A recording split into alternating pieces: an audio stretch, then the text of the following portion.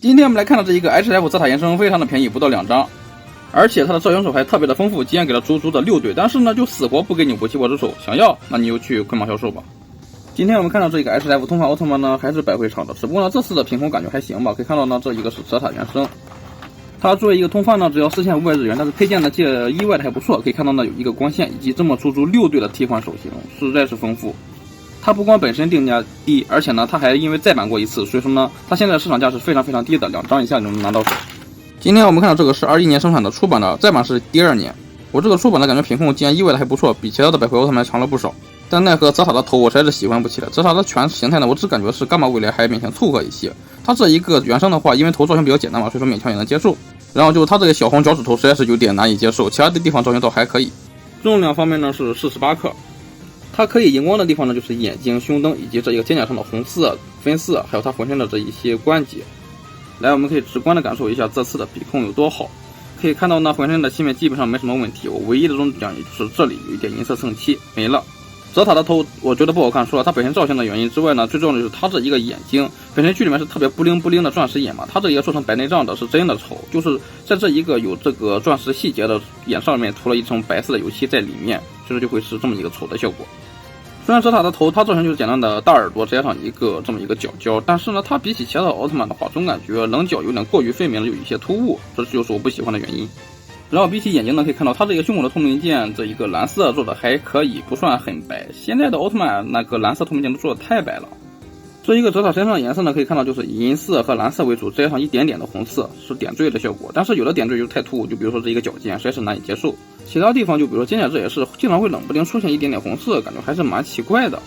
然后身上的中间部分呢还掺杂了一些黑色，这些黑色呢倒是没有显得很突兀，这红色实在是涂的莫名其妙，太突兀了。然后就是泽塔奥特曼的素体都是一样的嘛，区别于其他的系列，可以看到呢，它这些胯部就是最大的区别。它呢是把这一个大腿根呢包裹住这一个蛋蛋了，所以说就导致它这一个胯部的关节缝隙特别的少。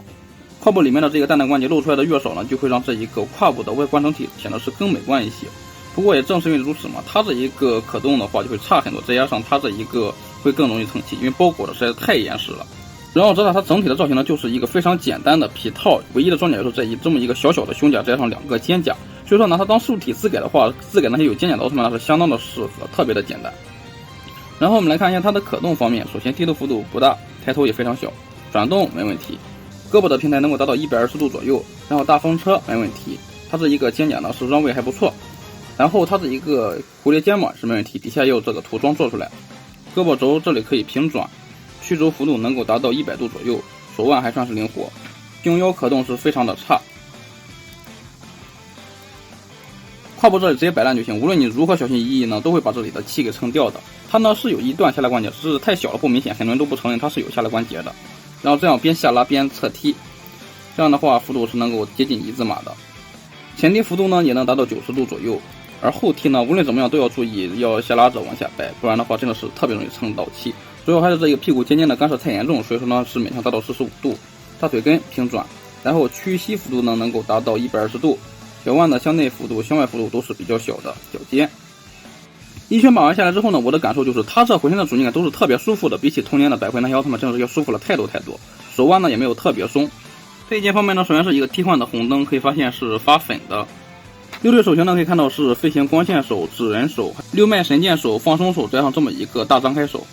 在奥系里面，这6对手型绝对可以说是丰富到不能再丰富的程度了，只不过给这么多手型却没有武器握之手。万代是这样的，它可以给你很多手型，但就是不给你武器握之手，只要它不给你武器的话，就这样恶心人。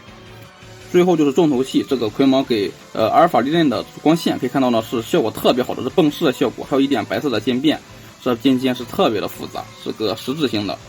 当然管它什么设定不设定的，都是银色的手，偏要给这一个原生用也不是不行，对吧？然后就是装的时候要注意一下，因为它这一个光线的凹口呢，就是容纳这一个左手让位用的，所以说比较麻烦，需要耐心调整一下。它这个光线今年挺多的，也注意不要掰断了。这个光线比较复杂，所以说呢也是挺重的，导致你不能够凹造型。你想凹造型撑住它的话，需要去上支架，不然的话只能是罚站姿势，而且还要耐心的调整才能够让它站稳，不会摔倒。总的来说呢，这一个泽塔原生确实不错，价格便宜，而且呢最重要是它的品控是特别好，奥系的 HF 品控都特别差，这个确实是不错，可以推荐。